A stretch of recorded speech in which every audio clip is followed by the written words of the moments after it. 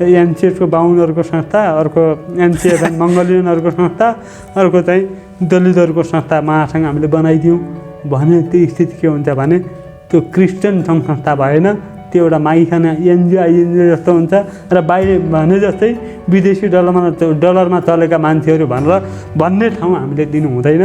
एकता नितान्त आवश्यक छ।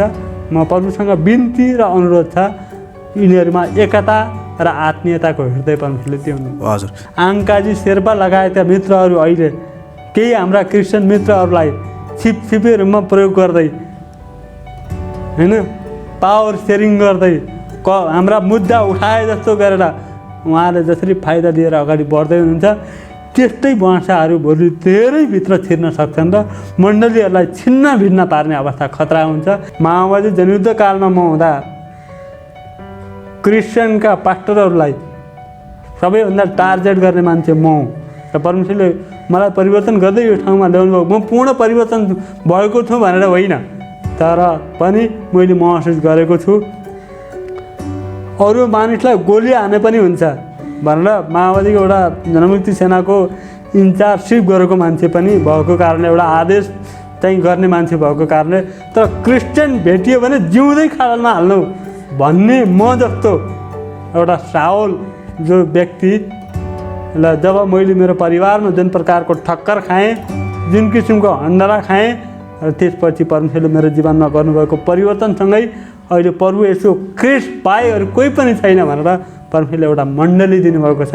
म अब हिजोको खरो कसैलाई आलोचना, खरो जवाफ होइन, विनम्र अनुरोधका साथ, प्रार्थनाका साथ म सबैसँग हात जोड्दै जान्छु। म अहिले पनि भन्छु, म अभिषेक हुनुभन्दा अगाडि अथवा मैले यो फेरि राष्ट्रिय इसाई समाज एकता केन्द्रलाई फेरि अहिले पुनर्गठन गर्नुभन्दा अगाडि सङ्घ महासङ्घ लगायत एनसिएसहरूलाई गरेका मेरा ती कडा स्वभाव र त्यो प्रतिवादको म क्षमा याचना गर्न चाहन्छु। म विनम्रता साथ फेरि अनुरोध गर्न चाहन्छु, तपाईँहरूकोमा फेरि आउँदैछ राष्ट्रिय इसाई समाज एकता केन्द्र। हात जोड्दै, अब धम्काउँदै होइन, हात जोड्दै।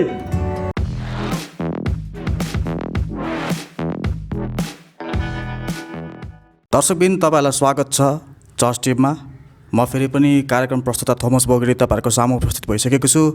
आज तपाईँहरूको सामु फेरि पनि एक विशेष अतिथि ल्याएको छु, रामप्रसाद न्यौपानेज्यू। उहाँ राष्ट्रिय इसाई समाज एकता केन्द्रको अध्यक्ष हुनुहुन्छ र उहाँ नयाँ शक्ति नयाँ नेपालको अभियन्ता पनि हुनुहुन्छ। हामी उहाँलाई स्वागत गर्छौँ। सर तपाईँलाई स्वागत। जय मसी। हजुर, हाम्रो चर्च टिभी मार्फत हेर्नुहुने सबैलाई पनि म फेरि पनि जय मसी भन्न चाहन्छु। सबैभन्दा पहिला चाहिँ कार्यक्रम सुरु गर्नुभन्दा अगाडि म यो कार्यक्रमको उद्देश्य बताउन चाहन्छु।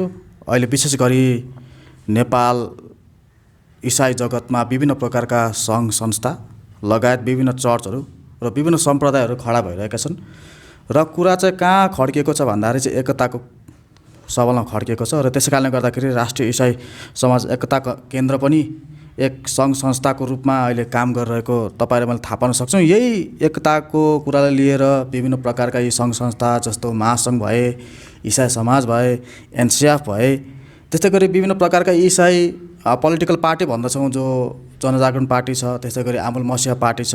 यी सबै प्रकारका सङ्घ संस्थाहरू एकअर्कासँग नमिलेको देखिन्छ र यही कुरालाई लिएर हामी केही छलफल गर्नेछौँ। तपाईँहरूले सुरुदेखि अन्त्यसम्म हेरेर हामीलाई साथ दिनुहोला। सरले यहाँ उपस्थित जनाउनुभएको लागि धेरै धन्यवाद। धन्यवाद छ यहाँलाई पनि, चर्च टिभीलाई पनि म धन्यवाद दिन चाहन्छु। हामी लकडाउनको लामो समय पश्चात फेरि पहिलोचोटि म चर्च टिभीको यो अन्तर्वार्तामा सहभागी हुन पाउँदा म आभार व्यक्त गर्न चाहन्छु। अहिले कसरी समय बितिरहेको छ यो विखण्डनको समयमा, अनेकताको समयमा? अहिले तपाईँले हेर्नुभयो भने देशको हालत पनि त्यस्तै छ। हाम्रो वामपन्थीहरू एक झगडा गरिरहेका छन्, त्यस्तै गरी यता इसाई जगतमा पनि कतै कतै नेताहरू अथवा अगुवाहरू झगडा गरेको जस्तो देखिन्छ। कस्तो लागिरहेको छ यो माहौलमा? नेपालको सन्दर्भमा यी सबै घटना र परिस्थितिलाई हेर्दा साह्रै दुःख लाग्छ। म परमेश्वरसँग मेरो बिन्ती यो छ कि सबै मेलमिलापमा एकतामा रहनु नै प्रभुको इच्छा हो, तर विडम्बना मानिसहरूका आफ्ना स्वार्थ, आफ्ना घमण्ड, आफ्ना अहङ्कारको कारणले चाहिँ आफैलाई उचाल्ने, म बाहेक अरू कोही पनि चाहिँ त्यो उच्चताको छैन, म बाहेक अरू कोही पनि जान्ने छैन, म नै सबै थोक हो भन्ने चिन्तन र प्रवृत्ति भएका सबै विचार र दृष्टिकोणहरूले गर्दा नै यो अलग थलग भइराखेको छ। चाहे बाहिरको राजनीतिक घटनाक्रम होस्, चाहे धार्मिक समुदायभित्रको कुराहरू होस्, चाहे समाजका अन्य गतिविधिहरूभित्र चाहिँ यी सबै दुःख लाग्दा घटनाहरू भइराखेका छन्। यो दुःख लाग्दो कुरा हो। अनि अहिले तपाईँहरूले इसाई यो समाज केन्द्र जुन राष्ट्रिय इसाई समाज केन्द्र एकता छ, तपाईँले एउटा एकताको यो भिजन लिएर अगाडि बढ्नु भइरहेको छ। तपाईँहरूलाई कतै कतै लाग्दैन कि तपाईँको भिजनमा चाहिँ एकदमै ठुलो एक प्रकारको चाहिँ च्यालेन्ज आएको छ, चुनौती आएको जस्तो लाग्दैन तपाईँलाई? यो स्वाभाविक, सबैमा लाग्नु स्वाभाविक कुरा हो र हामी आफैलाई पनि यो कुरा लागिराखेको छ।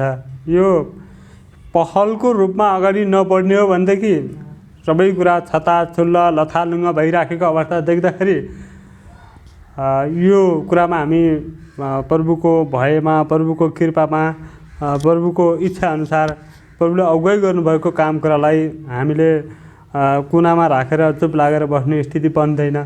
नबढौँ भने पनि यी सबै कुराहरू अवस्था देखिन्छ र यसलाई पनि चाहिँ सबै मिलाएर लैजानुको लागि परमेश्वरले दिनुभएको ज्ञान र विवेकलाई प्रयोग गरेर अगाडि बढ्नै पर्छ भन्ने चाहिँ आँटका साथ हामी अगाडि बढेका छौँ। तर चाहिँ यी सबै स्थिति हेर्दाखेरि अब कोही एकताको लागि भनेको छ, कोही विकासको लागि भनेको छ, कोही समृद्धिको लागि भनेको छ, कोही अर्को कुराको लागि भनेको छ, कोही इसाई जगतको लागि भनेको छ। विभिन्न सङ्घ सङ्गठनहरू एकतामा नभई अनेकतामा विभाजनको सोचमा भएको देख्दाखेरि बडो दिगदार भएर आउँछ। तर पनि आफ्नो विवेक र क्षमताले भएसम्म प्रभुको कृपामा अगाडि नबढी सकिँदैन र त्यो मनले पनि कुरा मान्दैन। त्यही भएको कारणले पनि यहाँ आवाजहरू, यी विचारहरू लिएर अगाडि बढ्ने चाहिँ हामीले अठोट गरेका छौँ। हजुरले दिगदार लागिसकेको छ जस्तो कुरा गर्नुभएको छ होइन? भन्दा विगतको समयमा, विगतको दिनहरूमा तपाईँका कस्ता प्रयासहरू असफल भयो त? जस्तो तपाईँले पार्टीहरूलाई एकतामा ल्याउनु प्रयास गर्नुभयो, विभिन्न इसाई सङ्घ संस्थाहरूलाई एकतामा ल्याउनु प्रयास गर्नुभयो, के भयो त्यति बेला विगतको समयमा? होइन, यो कुरामा कुनै पनि घटना र परिस्थितिहरू जब कुनै गन्तव्यमा पुग्नका निम्ति एकैचोटि त्यो कुराहरू सबै एकैचोटि त्यो पुग्दैन। तर अभ्यास बाई अभ्यास कुनै पनि घटनाक्रमहरू गन्तव्यमा पुग्ने गर्छन्। माओवादी 10 वर्ष जनयुद्धकाल 10 वर्ष लाग्यो होइन, र अहिले पनि त्यो प्रक्रिया टुङ्गिएको छैन।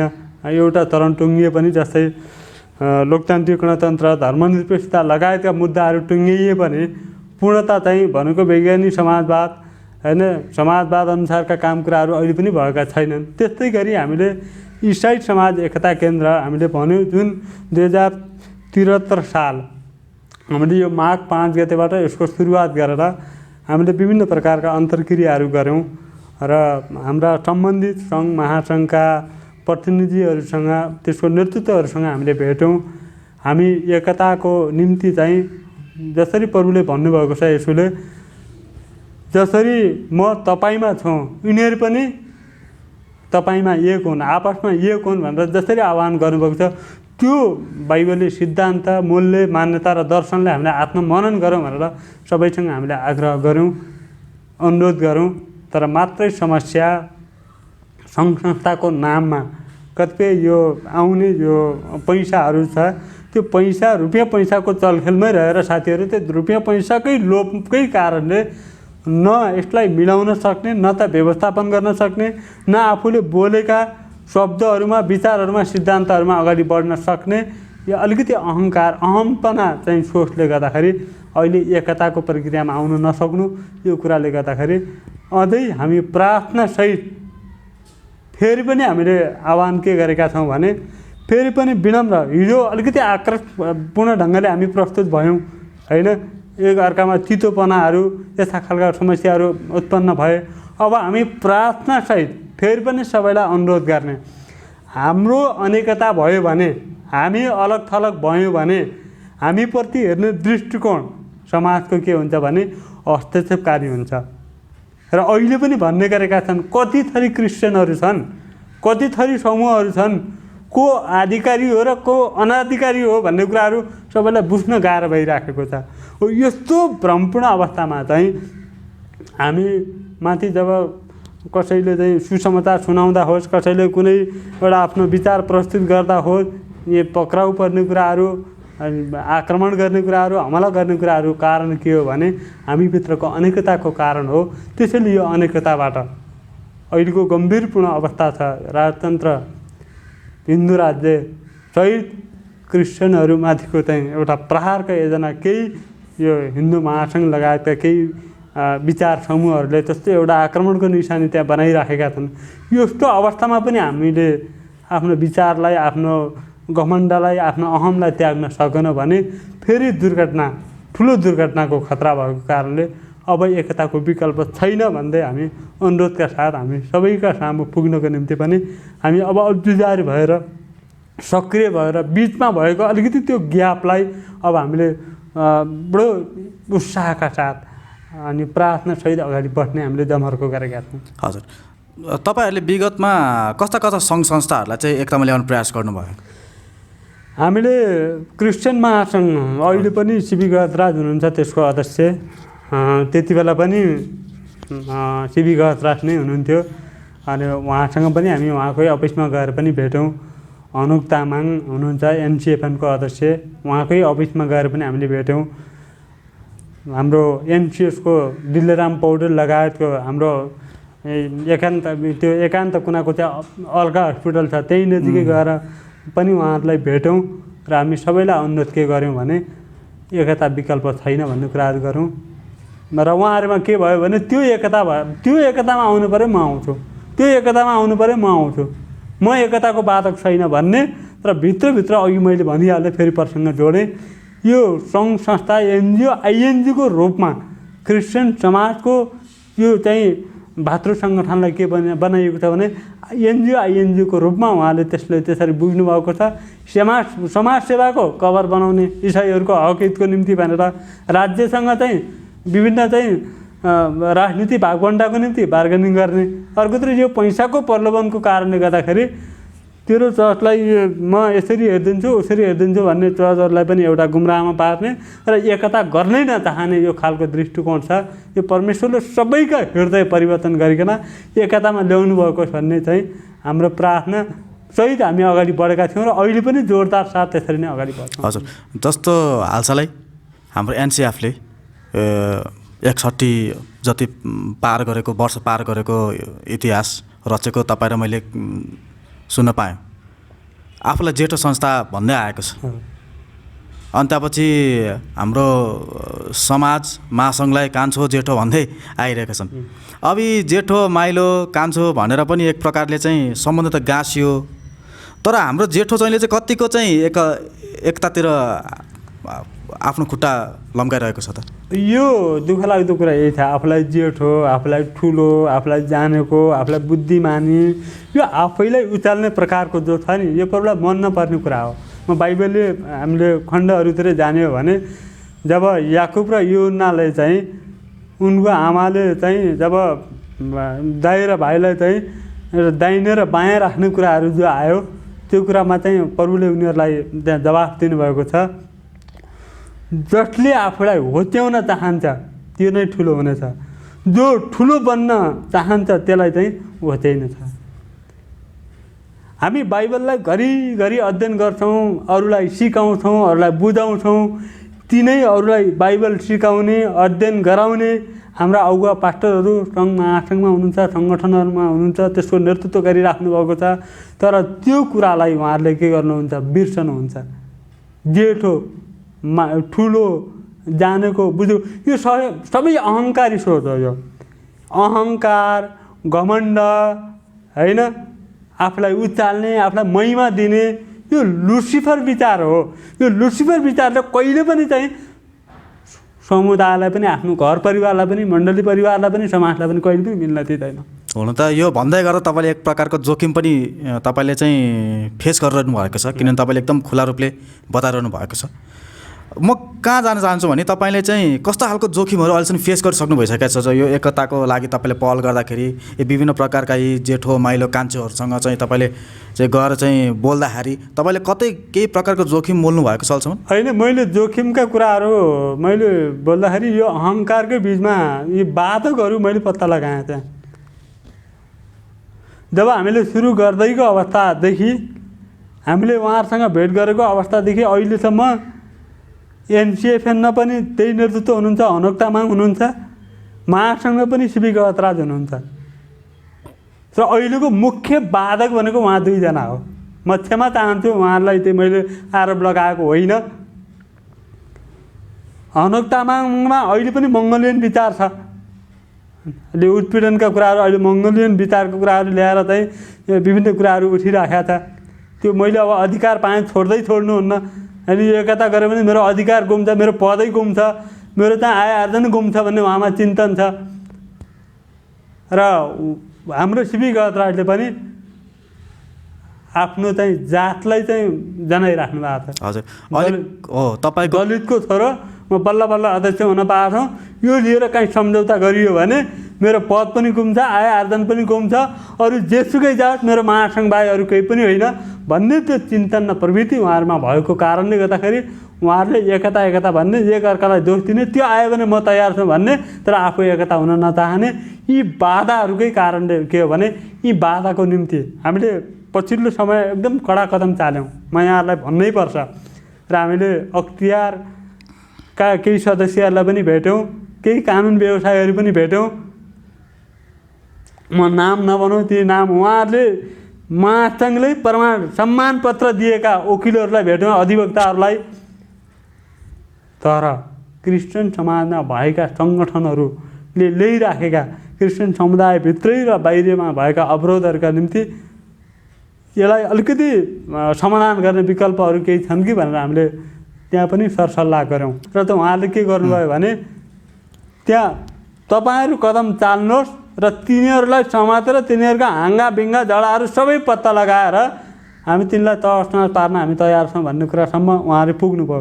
र यसले फेरि हामीलाई के गतिविधि आयो भने सबै जडाहरू सबै चाहिँ हाँगाबिङ्गाहरूलाई भन्दाखेरि भोलि मण्डलीहरूमा पनि बढी प्रत्यक्ष असर पर्ने स्थिति भइसकेपछि हामीले केही सामान्य व्यक्तिहरूकै कारणले यिनीहरूकै विषयलाई लिएर भोलि मण्डलीहरूमाथि नै सिंह हमला हुने स्थिति भयो भने बरु यो कुरालाई अलिकति कडा ढङ्गले जानुभन्दा बरु प्रार्थनासहित फेरि पनि अनुरोध गर्दै हामी त्यसरी अगाडि बढौँ। एकैचोटि कानुनमा हामी पुग्दाखेरि त्यो टिमसँग धेरै हिन्दू महासङ्घका साथीहरू पनि छन् होइन, ज्ञानेन्द्र साई लगायतका ग्रुपहरू पनि छन्, त्यो उसमा हामी पनि छौँ होइन, हाम्रो अभियान पनि छ। र त्यो त्यताबाट जाँदाखेरि मण्डली नै खलबलिने स्थिति भइसकेपछि हामीले के गर्यो भने अब यसलाई एकचोटि तातो स्थितिबाट लैजानु भन्दा पनि फेरि यो राष्ट्रिय इसाई समाज एकता केन्द्रलाई पुनर्गठन गरौँ, बाहिर भएका निष्क्रिय सङ्गठनहरूलाई बाहिर गरेर सक्रिय। हिजो त म महासचिव थिएँ, अध्यक्ष चाहिँ गणेश केसी हुनुहुन्थ्यो, अहिले उहाँ निष्क्रिय भइसकेपछि मलाई नै जिम्मेवारी सबै साथीहरूले सुम्पिसक्यो, तपाईँ अगाडि बढ्नु, यसलाई पुनर्गठन गरेर अगाडि बढौँ, तपाईँले यो कुराहरू गर्न सक्नुहुन्छ, हामी तपाईँलाई साथ दिन्छौँ भनेर भनिसकेपछि यसलाई अब विनम्रता साथ हिजोको खरो आलोचनाबाट मात्र होइन, अब फेरि विनम्रता साथ प्रार्थना गर्दै अनुरोध गर्दै हाम्रो मण्डली हामी सबै भविष्यको खतरामा छौँ र यो खतराबाट जोगिनका निम्ति यसको ख्रिस्टमा एकता विकल्प अरू केही पनि छैन भनेर अनुरोधका साथ अगाडि बढ्नुको लागि हामी पछिल्लो समय सक्रिय भएका छौँ। हजुर, हामीले अघि कुरा गर्दाखेरि चाहिँ अलिकति पर्दा खुले हात भयो, जस्तो तपाईँले चाहिँ एनसिएफको कुरा गर्नुभयो, महासङ्घको कुरा गर्नुभयो, अनि यता इसाई हाम्रो समाजको कुरा गर्नुभयो। अलिकति तपाईँले चाहिँ जातीय प्रकारको विखण्डन पनि तपाईँले देखाउनु, त्यो सत्य पनि हो। किनभने हामीले वरिपरि हेर्दाखेरि चाहिँ यतापट्टि चाहिँ अलिकति ब्राह्मणहरूले ऊ गरेको देखिन्छ, उतापट्टि जनजाति देखिन्छ, फेरि यतातिर चाहिँ तपाईँको चाहिँ दलित समूहलाई देखिन्छ होइन। अनि एक प्रकारमा चाहिँ यो लिडरहरूमा चाहिँ त्यो पावर बाँडफाँड भएको जस्तो पनि देखिन्छ क्या। अब त्यसले गर्दाखेरि चाहिँ समाजमा अलिकति बढी आलोचना भइरहेको छ। यो आलोचना हुँदै गर्दाखेरि तपाईँलाई चाहिँ कस्तो लागिरहेको छ? जस्तो त्यो आलोचना हुँदाखेरि त तपाईँको यो राष्ट्रिय इसाई समाज केन्द्रको नि त एक प्रकारले आलोचना भइरहेको छ नि त, त्यो कस्तो महसुस हुन्छ तपाईँलाई? होइन, यो ठिक हो, कुनै पनि सकारात्मक काम गर्दा कतिपय आउने आलोचनाहरूलाई हामीले गम्भीर प्रकृतिको समाजलाई नोक्सान हुने प्रकारको आलोचनाहरू आउँछ भने हामी क्षमायाचना गर्न तयार हुनुपर्छ होइन। विगतमा एक समय मेरो विषयमा धेरै आलोचना आएको थियो, मैले एकचोटि आह्वान के गरेको थिएँ भने धर्मनिरपेक्षताको मुद्दा माओवादीले ल्याएको कारण हुनाले 74 सालको निर्वाचनमा मैले एउटा प्रस्ताव गरेको थिएँ। त्यो अहिले हिन्दू महासङ्घको एउटा त्यो एउटा त्यो इन्टरभ्यूमा माउन्टेन टेलिभिजनको इन्टरभ्यूमा सिबी गहत्रा लगायतका केही साथीहरू हुनुहुन्थ्यो।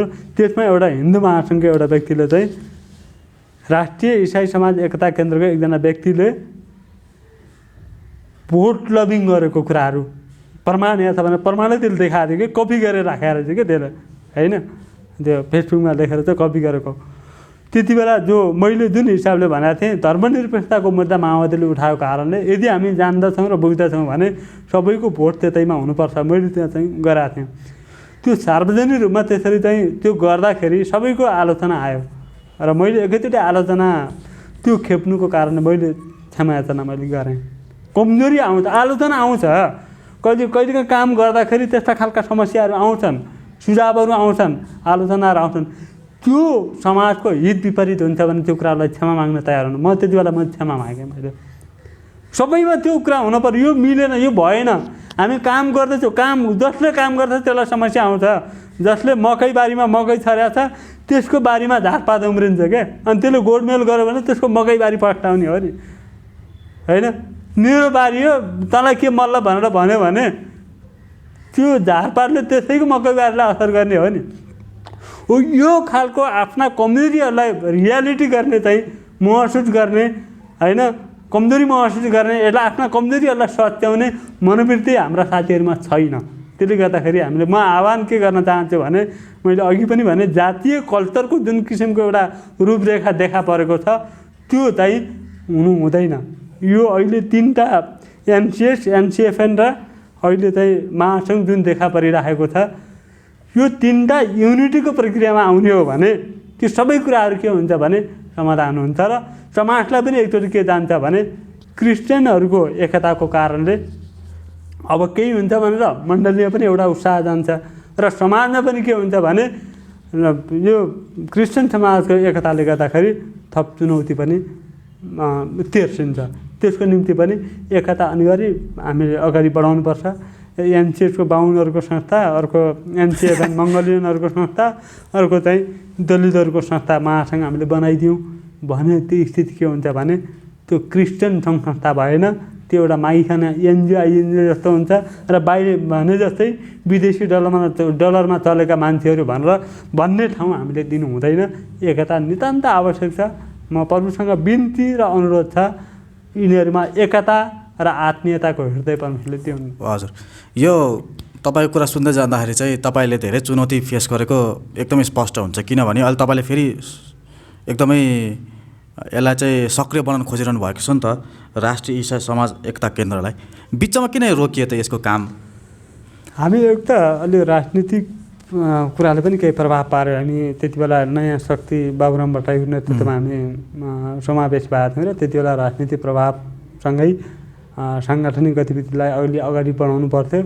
केही त्यति बेला अध्यक्ष गणेश छेत्री हुनुहुन्थ्यो, बुढो पाखो मान्छे, त्यसलाई अलिकति अध्यक्षले गाइड गर्ने कुराहरू, अलि त्यसलाई चाहिँ सक्रियता अगाडि बढाउने कुरा, समयमा मिटिङ बसाल्ने, सबैसँग भेटघाट गर्ने, एउटा प्लान बनाउने, त्यस्तो खालको चाहिँ अलिकति नपुगेकै हो। किनभने कति कुरा गर्दाखेरि अब बुढो पाएको मान्छे अलिकति ल यसो गरौँ त भन्दाखेरि पनि उहाँलाई अलिकति अल्छी लाग्ने त्यस्तो अवस्थाको भयो। हामीले सम्मानका साथ उहाँलाई राख्यौँ। त्यति बेला उहाँ पास्टर पनि हुनुहुन्थ्यो, पास्टरले नै त्यसको अगुवाई गर्नुभएको छ। एउटा बुढो पाएको मान्छे भनेर सम्मान हामीले गरेका थियौँ। त्यति बेला नै साथीहरूले मलाई नि गर्नुहोस् गाइड भनेर भन्नुभएको थियो। र मैले किनभने उहाँलाई नि तपाईँ बस्यो, किनभने मैले गाइड गर्ने भने उहाँ त्यहाँभित्र बसिदिनुहुन्न, अलिक बुढो पाएको मान्छे भनेर चाहिँ उहाँलाई आदरको साथ त्यहाँ राखियो। चाहिँ अध्यक्षले जुन किसिमले अलिक सक्रियता साथ अगाडि बढाउनु पर्थ्यो त्यो नेतृत्वमा अलिकति हाम्रो चाहिँ नपुग्न सकेकै कारणले अलिकति सुस्ताएको। हजुर, एउटा अझै एउटा कुरा के छ भन्दाखेरि जस्तो हामी आन्तरिकमा त हामी मिल्न सकेको छैनौँ। वास्तवमा त अब नेपालमा वास्तविक अधिकार ल्याउनको लागि, एउटा समानता ल्याउनको लागि, हक अधिकारको लागि लड्नको लागि हामी त कृष्णहरू एउटा अल्पसङ्ख्यकमा पर्छौँ र हामी साथसाथै अरूहरू पनि धेरै अल्पसङ्ख्यकमा छन्। हामी आन्तरिक रूपमा एकता हुन सकेनौँ भने ती अल्पसङ्ख्यक जस्तो हामी कुरा गर्न सक्छौँ। बुद्धिस्टहरू छन्, मुस्लिमहरू छन् धार्मिक रूपले हेर्ने भने, अनि उत्पीडित वर्गहरूले हेर्ने भने दलितहरू छन्, होइन, दलितका समाजहरू छन्, विभिन्न सङ्घ संस्थाहरू छन्। उनीहरूसँग चाहिँ हामी कहिले एकता गर्न सक्छौँ त? होइन, एकताको लागि हामी आफै स्वयं तयार हुनुपर्छ भन्थेँ मैले। कसले कसलाई एकता गराइदिन्छ?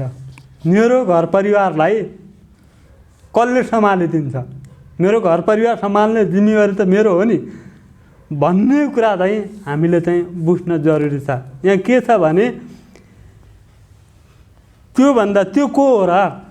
मभन्दा कान्छो, मभन्दा माइलो, म ठुलो, म पुरानो पास्टर, म पुरानो चाहिँ सङ्घ महासङ्घ चलाएको भन्ने यो आडम्बरी विचार हामीले राख्यौँ भने खतरा के पैदा हुन्छ भने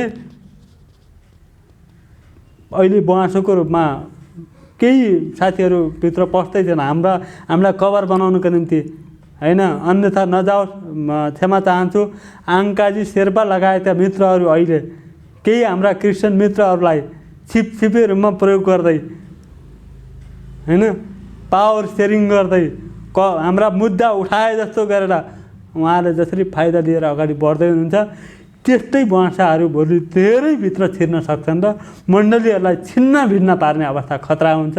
यसका निम्ति पनि हामी यो शैतानभित्र कसरी पस्छ भन्ने कुरा चाहिँ हाम्रा अगुवाहरूले जानेनन् भने र आफैभित्रको घमण्ड, अहङ्कार, अनि जातीयता, क्षेत्रीयता, भेगीयता, होइन, अनि त ठुलो म ठुलोको भावना राखेर आफैबाट शैतानिक विचार उत्पन्न गरायौँ भने हामी आफै परमेश्वरको विरुद्धमा हामी बाघी बन्दै र त्यसले चाहिँ भोलि आफूलाई, आफ्नो परिवारलाई, आफ्नो मण्डलीलाई, आफ्नो समाजलाई नै नोक्सान पुर्याउने खतरा हुन्छ र प्रभुको जाँच र शैतानको परीक्षामा पर्ने खतरा हुन्छ। यसबाट सबै अगुवाहरूले भित्र बुवासोलाई छिर्न नदिने गरी, शैतानलाई भित्र छिर्न नदिने गरी हामी आफैबाट रूपान्तरण, एकताको विचारको विकास हामीले गरेनौँ भने अरू गर्न निकाय कोही पनि छैन। सबैले एकताको प्रतीक प्रभु येशू ख्रीष्ट हुनुहुन्छ। उहाँको डरमा, उहाँको भयमा रहेर, होइन, कसैले राम्रो विचार राख्छ भने त्यो परमेश्वरले बोले जस्तै हो भन्ने भावनाबाट उहाँले त्यसरी त्यो विचार त्यो बुझेर अगाडि बढ्नुभयो भने हामी सबैमा एकता र मेलमिलापको भावना आउँछ। जबसम्म आफूलाई उचाल्ने, आफूलाई प्रशंसा गर्ने, म बाहेक अरू कोही पनि होइन भन्ने कुराहरू भयो भने उहाँहरूको सङ्घ महासङ्घहरूभित्रैबाट, उहाँको परिवारभित्रैबाट खतरा उत्पन्न स्थिति सिर्जना हुन्छ र त्यसले दुर्घटना निम्त्याउँछ। यसको कुरा पनि उहाँले जान्न र बुझ्न नितान्त आवश्यक। हजुर वास्तवमा चाहिँ कुन राजनीतिक पार्टीसँग संलग्न हुनुहुन्छ?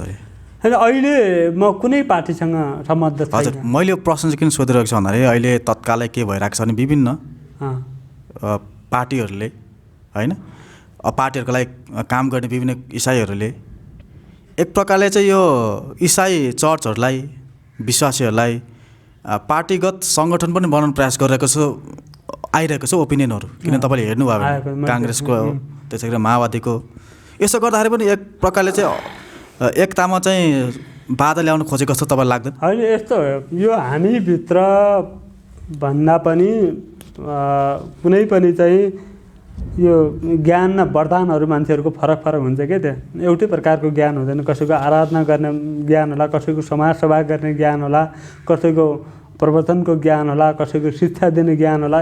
विभिन्न ज्ञान र वरदानलाई प्रयोग गर्दै यसो ख्रीष्टको विरुद्धमा होइन, परमेश्वरको महिमा हुने गरी हामी कहीँ न कहीँ आबद्ध भएर असल काम गर्छौँ, भलाइ गर्छौँ भने त्यहाँ परमेश्वरको महिमा हुन्छ। र हामीले ख्रीष्टको नाममा विभिन्न पार्टीहरूका चाहिँ नाम लिँदै मण्डलीहरूमा गएर मण्डलीका सदस्यहरूलाई यो विभिन्न बहकाममा, लोभमा पारेर सङ्गठन निर्माण गर्ने कामहरू गऱ्यौँ भने यो अहिलेको कमल थापाको राजनीति जस्तै, होइन, अहिले कहीँ पनि मुद्दा नभएर उसले चाहिँ हिन्दू जागरणको अभियान लिएर अगाडि बढेको छ। भोलि क्रिस्चियन समुदायभित्र पनि त्यो स्थिति खतरनाक हुन्छ र त्यसले राजनीतिमा पनि दुर्घटना निम्त्याउँछ। अहिले जब क्रिस्चियनको विरुद्धमा हिन्दू जागरणकै कडा अभियान ल्याएको कारणले गर्दाखेरि राप्रपा 24 सिटमा पुगेको राप्रपा एकैचोटि चाहिँ तल झर्न पर्यो र उसले त्यो खालको चाहिँ स्थिति भोग्नु पर्यो। र हाम्रा मान्छेहरूले पनि यो कुरा जानुन् कि स्वैच्छिक रूपमा राजनीति विचार चेतना भएका मान्छेहरूलाई मण्डली बाहिरबाट भेटघाट गरेर अथवा कन्भिन्स गरेर हाम्रा मुद्दा उठानका निम्ति, होइन, अथवा मण्डलीहरूका मागका निम्ति हामी केही गर्न सक्छौँ भनेर बाहिरबाट छलफलको प्रक्रिया अगाडि बढाउने हो भने त्यो असलै वरदानअनुसार काम गरेको छ भन्ने बुझिन्छ। जब कुनै पार्टीको सदस्यता लिएर मण्डलीहरूमा गएर सङ्गठन निर्माण काम गर्छ भने त्यसले परमेश्वरका विरुद्धको काम गर्छ, उसले त्यो चाहिँ त्यसको प्रतिफल उसले पाउँछ। त्यो दुर्भाग्य हुन्छ, मण्डली राजनीतिकरण हुन्छ र त्यसले विभाजनको स्थिति निम्त्याउने खतरा हुन्छ। यो चाहिँ भुलेर पनि हाम्रा विश्वासीहरू र अगुवाहरूले नगरून्, मेरो बिन्ती यो छ। हामीले विभिन्न यो एकताको मुद्दालाई लिएर हामी कुराकानी गऱ्यौँ। एकदमै मार्मिक कुरा तपाईँले गर्नुभयो।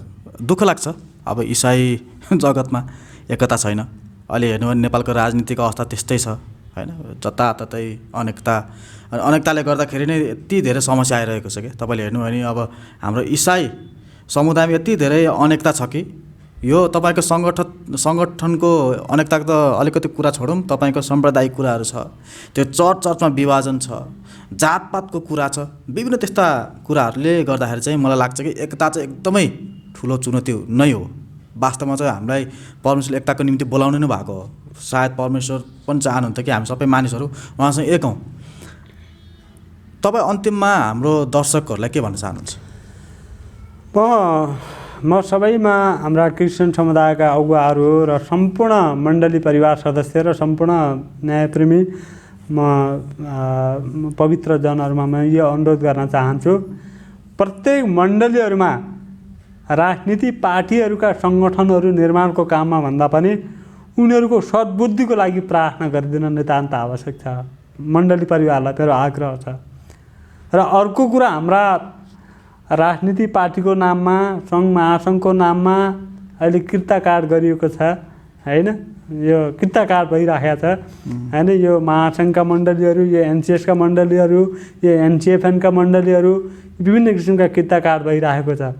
र अर्को कुरा, अहिले आमूल परिवर्तन मसियाका साथीहरूदेखि लिएर केही राजनीति पार्टीहरू चाहिँ अहिले मण्डलीहरूमा जाँदै सङ्गठन निर्माण गर्दै जो काम गरिराख्नु भएको छ, म विनम्र साथ उहाँहरूलाई अनुरोध गर्न के चाहन्छु भने मण्डली परिवार आफ्नै हो, कहीँ पनि जाँदैन र मण्डलीका निम्ति हामी चाहिँ त्यो धेरै ठुलो मेहनत गर्न पर्दैन। प्रार्थनाको निम्ति आह्वान गर्ने र समाजको निम्ति राम्रो काम गर्दै गयौँ भने र क्रिस्चियनका मुद्दाहरूमा हामी समाजमा गरेका राम्रा कामहरूको प्रतिफल देख्यो भने मण्डली परिवारलाई आफै भोटिङको कुराहरूमा कहीँ पनि जाँदैन। तर हामी अहिले मण्डलीमा जाँदै जुन कामहरू उहाँले गरिराख्नु भएको छ, उहाँले भुल गर्नुभएको छ र उहाँहरूको निम्ति एकदम क्षमा याचनाको प्रार्थना गरिदिन मण्डली परिवारलाई अनुरोध गर्न चाहन्छु। र उहाँहरूलाई पनि के अनुरोध गर्न चाहन्छु भने वास्तविक समाजसेवा गर्ने हो भने पहिला आफैबाट मैले के गरिराखेको छु, मैले परमेश्वरको विरुद्धको काम गरेको छु या परमेश्वरको महिमाको काम गरेको छु। झुटा दर्शनका कुराहरू होइन, अहिले केही मसियाका प्रवक्ता लगायतका केही साथीहरूले भन्नुभएको छ परमेश्वरले नै हामीलाई सबै कुराहरू पठाउनु भएको भन्ने कुराहरू उहाँले जो गरिराख्नु भएको छ। उहाँले जुन एउटा झुट त्यो प्रकाश, झुट दर्शन, झुट आवाज हो, तर परमेश्वरको महिमाको निम्ति, उहाँका राज्य विस्तार र महिमाको निम्ति जो परमेश्वरले प्रकाश दिनुभएको छ भने यो सत्य कुरा हो। तर उहाँले चाहिँ मसिया पार्टी नै परमेश्वरले दिनुभएको भनेर जुन प्रचार गरिराख्नु भएको छ, यो उहाँहरूको जीवनमा ठुलो दुर्घटना हो भविष्यमा। मण्डली परिवार सबैलाई म आग्रह यो गर्न चाहन्छु, हामीले अझै पनि यो अहङ्कार, यो घमण्ड या आफ्ना दम्भ हामीले छाडेनौँ भने र फेरि अनुरोध गर्दै बिन्ती गर्दै पनि उहाँले यो कुरालाई चाहिँ मान्नु भएन भने मण्डलीका बिचमा, सङ्घ संस्थाको बिचमा ठुलो दुर्घटना नआएसम्म भोलि एक ठाउँमा आउने स्थिति छैन। ठुलो दुर्घटना निम्त्याउनुको लागि पनि यो भइराखेको छ। परमेश्वरले केही समय स्वतन्त्रताको कुराहरू दिनुभएको छ, तर स्वतन्त्रताको नाममा जुन किसिमका मनपरी भइरहेका छन्, यो मनपरीको के हो भने आफैमा दुर्घटनाको सङ्केत हो।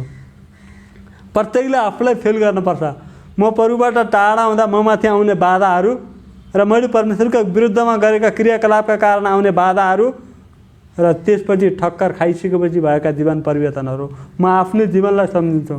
माओवादी जनयुद्ध कालमा म हुँदा क्रिस्चियनका पास्टरहरूलाई सबैभन्दा टार्गेट गर्ने मान्छे म हुँ र परमेश्वरले मलाई परिवर्तन गर्दै यो ठाउँमा ल्याउनु भयो। म पूर्ण परिवर्तन भएको छु भनेर होइन, तर पनि मैले महसुस गरेको छु अरू मानिसलाई गोली हाने पनि हुन्छ भनेर माओवादीको एउटा जनमुक्ति सेनाको इन्चार्जसिप गरेको मान्छे पनि भएको कारणले एउटा आदेश चाहिँ गर्ने मान्छे भएको कारणले तर क्रिस्चियन भेटियो भने जिउँदै खाडलमा हाल्नु भन्ने म जस्तो एउटा साओल जो व्यक्ति ल जब मैले मेरो परिवारमा जुन प्रकारको ठक्कर खाएँ जुन किसिमको हन्डरा खाएँ र त्यसपछि परमेश्वरले मेरो जीवनमा गर्नुभएको परिवर्तनसँगै अहिले प्रभु यसो क्रिस्ट पाए अरू कोही पनि छैन भनेर परमेश्वरले एउटा मण्डली दिनुभएको छ। नेपाली इसाई मण्डली ज्ञानेश्वर हुँदै अहिले नेपाल ख्रिस्टीय मण्डलीको एउटा पास्टरी जिम्मेवारीको सेवाकाईको निम्ति परमेश्वरले जुन अधिकार दिनुभएको छ र म आह्वान के गर्न चाहन्छु भने हामी त्यस्ता ठुला खालका ठक्कर खाएर परिवर्तन हुनुभन्दा हामीले समयमै आफूलाई उचाल्ने होइन आफूलाई होत्याउने कुरामा हामी सबै अगाडि बढौँ अनि हामी आउँ हामी सबै मिलेर जाउँ र परमेश्वरको महिमा गरौँ। हामी एकता भयौँ भने परमेश्वरको महिमा त्यो हुन्छ भन्ने सबैमा सद्बुद्धि पलाओस् अनि मात्रै मण्डली एकताका कुराहरू अगाडि बढ्छ। होइन भने ठुलो दुर्घटना ननिम्तिएसम्म यहाँ चाहिँ एकताको कुरा सम्भावना छैन यो कुरा थाहा छ। तर त्योभन्दा अगाडि नै म भर्खरै मात्रै पास्टर अभिषेक हुँदै गर्दा परमेश्वरले दिनुभएको प्रकाश मैले योभन्दा अगाडि बढी आलोचना खरो आलोचना जो गरिराखेको थिएँ परमेश्वरले फेरि पनि मलाई हप्काउनु भएको छ।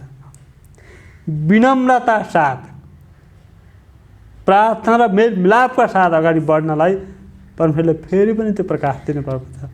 म अब हिजोको खरो कसैलाई आलोचना खरो जवाफ होइन विनम्र अनुरोधका साथ प्रार्थनाका साथ म सबैसँग हात जोड्दै जान्छु। म अहिले पनि भन्छु म अभिषेक हुनुभन्दा अगाडि अथवा मैले यो फेरि राष्ट्रिय इसाई समाज एकता केन्द्रलाई फेरि अहिले पुनर्गठन गर्नुभन्दा अगाडि सङ्घ महासङ्घ लगायत एनसिएसहरूलाई गरेका मेरा ती कडा स्वभाव र त्यो प्रतिवादको म क्षमा याचना गर्न चाहन्छु। म विनम्रता साथ फेरि अनुरोध गर्न चाहन्छु तपाईँहरूकोमा फेरि आउँदैछ राष्ट्रिय इसाई समाज एकता केन्द्र हात जोड्दै अब धम्काउँदै होइन हात जोड्दै हामी ठुलो दुर्घटनामा नजाउँ। हाम्रा अनेकताका कारण मण्डली ब्रह्मा छन् मण्डलीहरू अहिले कसको सपोर्ट गर्ने के गर्ने कहाँ के गर्ने अन्योलमा छ समाज पनि अन्योलतामा छ। को क्रिस्चियन समाज को अधिकारी हो को अनाधिकारी हो एकअर्कालाई विश्वास गर्ने एउटा आधार नै छैन। यस्तो अवस्था भइराखेको छ। त्यही मौका छोपेर विभिन्न समूहहरू क्रिस्चियनहरूलाई देशबाट बढाल्नुपर्छ भनेर एक थरी गिरोहहरू लागिरहेको बेलामा प्रत्येक हृदयमा परमेश्वरले परिवर्तन गरिदिनु भएको प्रत्येकको सद्बुद्धि पलाओस् र परमेश्वरले प्रत्येकको जीवनमा राज्य गर्नुभएको र मेलमिलापका हातमा खन्याउनु भएको मेरो प्रार्थना यही छ। म यति नै भन्न चाहन्छु।